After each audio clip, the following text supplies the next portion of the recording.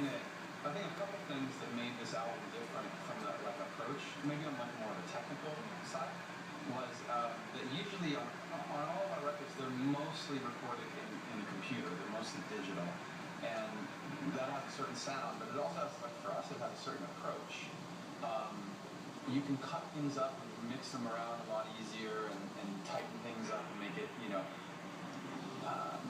I don't know, it ends up making it sound, to us as less experienced artists and like not just writers but in the recording process, we thought, oh, that sounds more professional, like it sounds more, tight.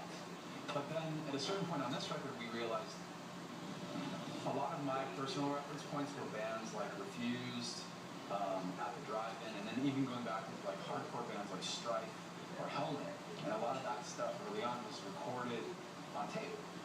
And that has a certain sound to it, but it also requires you to just play well, So that was a thing. It was like, okay, with Guilty All the Same, like we need to make sure that the performances are really performances, like we don't touch them and edit them and whatever too much, or at all. And then, even the approach with the vocal, it's like there's not a lot of like studio trickery.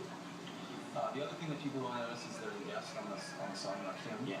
Rakim is like one of the best. He's one of the best rappers of all time, and he's one of my personal influences growing up. And I think he does. We were just talking about guitar solos. Like, there's a technicality to what he does as a rapper that other rappers I know listen to and go, wow, that's just incredible. That's something that other people can't achieve, because it's not just matching like rhythms of words and whatever. It's maintaining a certain like technicality in the wordplay, in the phrasing of the words, but also keeping the subject going, like keeping the themes in the lyrics evolving and smart. And he does. It's like he paints the whole picture. Now you were talking about Helmet. Obviously, Fish Hamilton, it's involved. Also, Darren Malaki and former System of a Down member. How the experience of working with him? It was great. Yeah, I mean, from our perspective, you kind of, as a band, you grow up figuring out how the writing process works for you, but you don't necessarily get an option to see what that process looks like for other bands, and that may sound really simple to say, but to wrap your head around that, I've talked to journalists from over before and kind of explain that you have a better idea of universally how the writing process looks than I do, because I don't get the opportunity to talk to so many different people and say, how do you do it?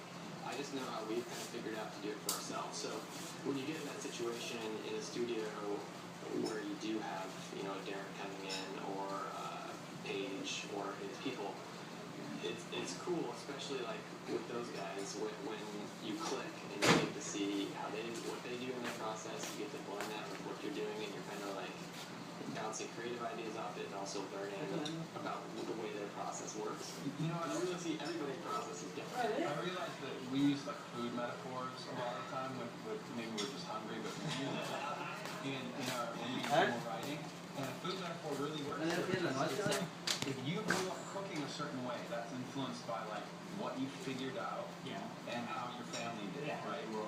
But at a certain point, like, imagine, you grew up cooking a certain way, and then you meet somebody else, maybe from a different city, maybe from a different country, and they come in and they go like, that's how you do it, this is how we do it. You make, whatever, say you make carne asada, and this other guy comes in and says, okay, I grew up making sushi and tempura, and you see how different the approach is. Like, that was, for us, that was some of the thing about meeting these guys. It's like, whoa, you grew up doing this, like, a completely different way.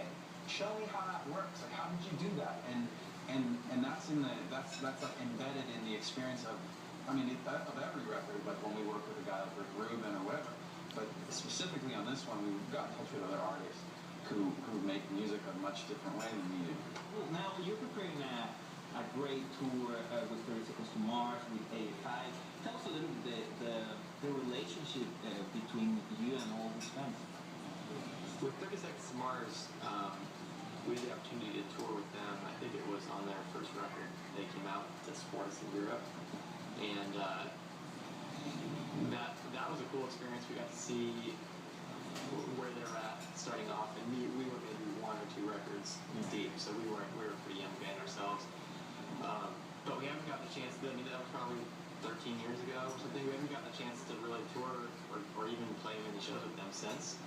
I think for, at least in the back of my head, it's always been an idea of like, this is something that could work really well. Like when the timing, not if, but when the timing works for this, this could be really fun. And it just so happened to take X amount of years before it finally worked. But the good news is it did come together. Yeah, I think it'll be a really